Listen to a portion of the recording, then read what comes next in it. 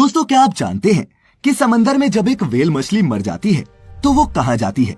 या फिर क्या ये जानते हैं कि जब फ्रिज का आविष्कार हुआ ही नहीं था तब लोग बर्फ कैसे जमाते थे? अच्छा, क्या कोई आइडिया है कि एक हवाई जहाज कितनी माइलेज देता होगा?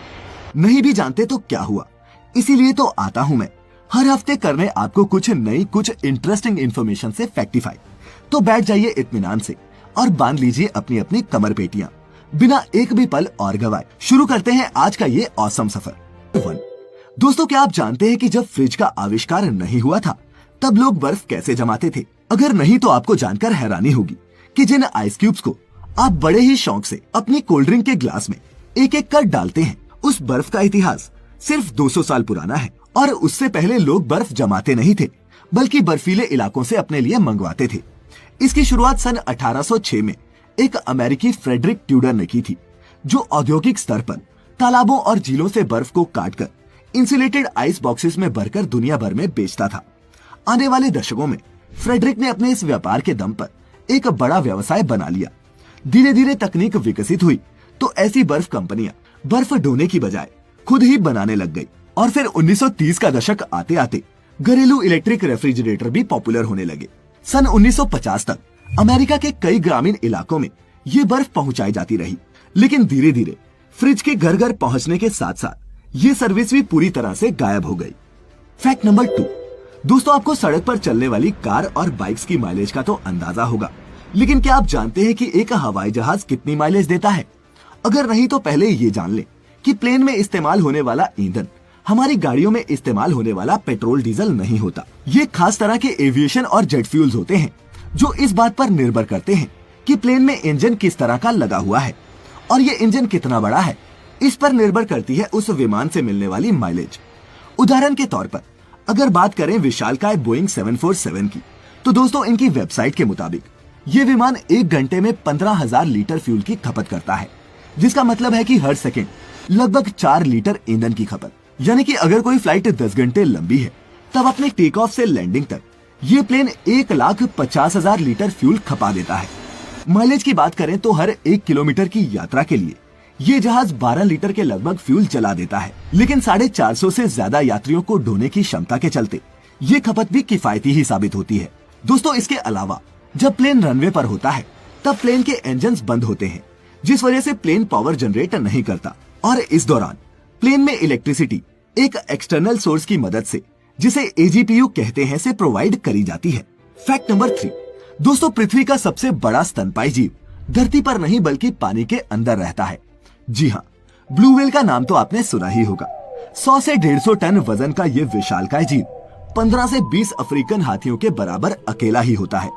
लेकिन दोस्तों, क्या आपके दिमाग में कभी ये सवाल उठा है कि व्हेल के मरने के बाद उसका क्या होता है?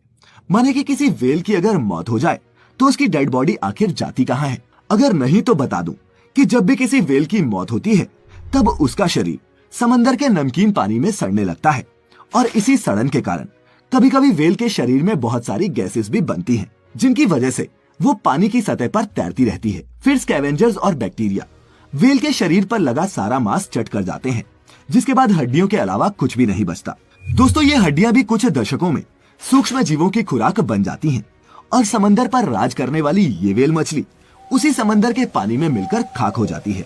तो क्या समझे? अगर कुछ भी समझे हो तो इस वीडियो को एक लाइक दिए बिना मत जाना। खैर, अब बढ़ते हैं आगे। Fact number 4।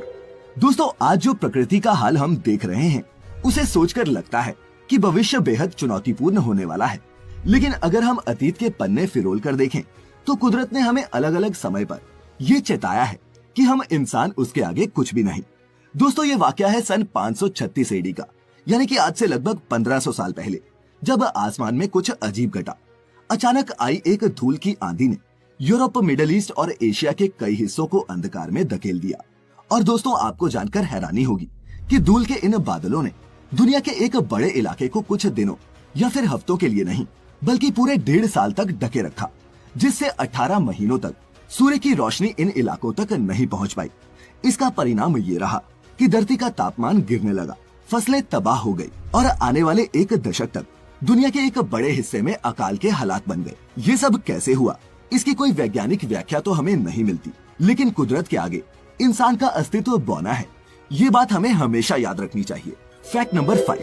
दोस्तों, आपने एयरपोर्ट्स और बॉर्डर चेक्स पर ड्रग्स, करेंसी और गोल्ड जैसी चीजों की स्मगलिंग के बारे में तो सुना होगा, लेकिन इस फैक्ट में मैं आपको बताऊंगा एक हद से ज्यादा होशियार स्मगलर की कहानी, जो जिंदा पक्षियों को स्मगल कर रहा था। दोस्तों, अफ्रीका के फ्रेंच गिनी से फ्रांस जा रही एक फ्लाइट में एक आदमी के पास से चिड़ियों के चहचहाने की आवाज आ रही थी। पहले तो सबने इसे इग्नोर कर दिया, लेकिन फिर जब ये आवाजें बहुत देर तक नहीं थमी, तब उस शख्स की तलाशी ली गई और चेकिंग के दौरान स्टाफ को इस डच ट्रैवलर की पैंट में 1 दर्जन से भी ज्यादा हमिंग बर्ड्स मिले, जिन्हें वो स्मगल करके ले जा रहा था। कस्टम ऑफिसर्स को जब इसकी पैंट में जिंदा चिड़िया मिली तो वो भी हैरान रह गए। इसने दुनिया के सबसे छोटे इन परिंदों को पैंट के अंदर पैकेट बनाकर उसमें रखा था, ये सोचे बगैर कि वो उनकी चहकने की आवाज को कैसे छिपाएगा। वो तो शुक्र है कि वो मरी नहीं। Fact number 6। दोस्तों, इस फैक्ट में जो कमाल की चीज मैं आपको दिखाने वाला हूँ वो किसी साईफाई या फिर फैंटेसी मूवी के सीन जैसा लगता है, लेकिन असल में इंजीनियरिंग की ये अद्भुत मिसाल हमें चीन में देखने को मिलती है। दोस्तों, क्या आप जानते हैं कि चीन में एक पानी का फव्वारा है जिसे ह्यूमन वॉइस से कंट्रोल किया जा सकता है? जी हाँ, चाइना की शांशी प्रोविंस के यांगक्वान शहर में एक ऐसा वाटर फाउंटेन है जो यहाँ आने वाले सैलानियों की आवाज से कंट्रोल किया जा सकता है, और इसी कारण इसे शाउट फाउंटेन के नाम से भी जाना जाता है। सैलानी यहाँ झील के किनारे बने एक बॉक्स में जोर से चिल्लाते हैं, और वो जितनी जोर से चिल्लाएंगे फाउंटेन का पानी उतना ही ज्यादा ऊपर जाता है। जिनके चिल्लाने से पानी ज्यादा ऊपर जाता है वो ऐसा फील करते हैं मानो दुनिया जीत ली हो। तो दोस्तों, क्या आप भी इस इंटरेस्टिंग फाउंटेन का एक्सपीरियंस लेना चाहेंगे? नीचे कमेंट्स में मुझे जरूर बताना।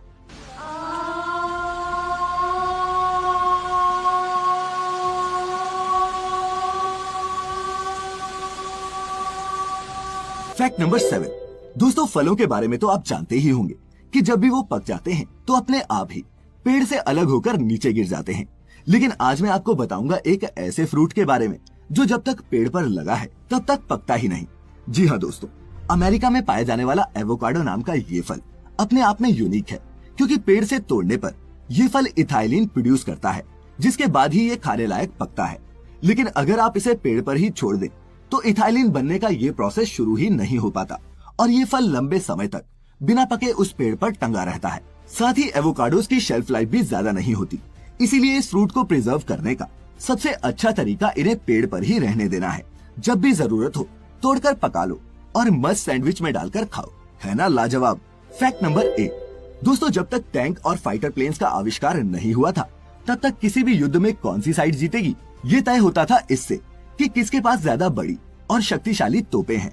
हमारे देश के अलग अलग हिस्सों में भी किलों और म्यूजियम्स में आपको एक से एक तोप देखने को मिलेगी। लेकिन क्या आप जानते हैं कि दुनिया की सबसे बड़ी तोप कौन सी थी और क्यों जिसने उसे बनाया उसी ने उस तोप को नष्ट भी किया? अगर नहीं तो इसे देखिए।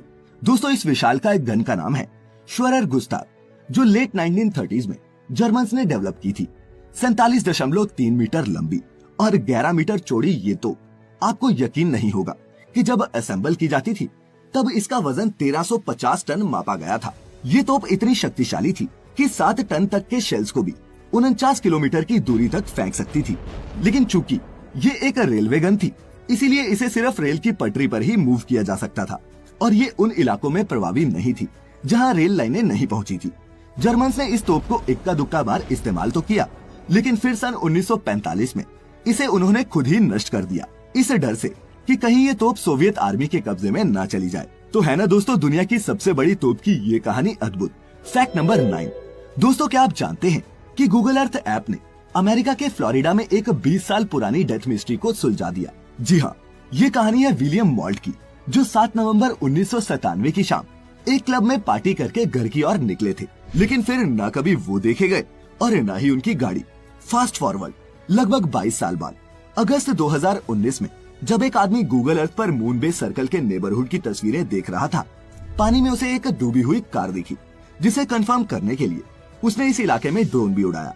अथॉरिटीज तक खबर पहुंची तो 20 साल पहले कंट्रोल खोकर पानी में घुसी विलियम मोल्ट की कार और उनका सड़ा हुआ शव उन्हें मिला। और इस तरह दोस्तों, ये केस सॉल्व हो गया। अब मेरे फैक्ट्स तो हो गए, बारी है अब आपके अपने योर ओन फैक्ट की।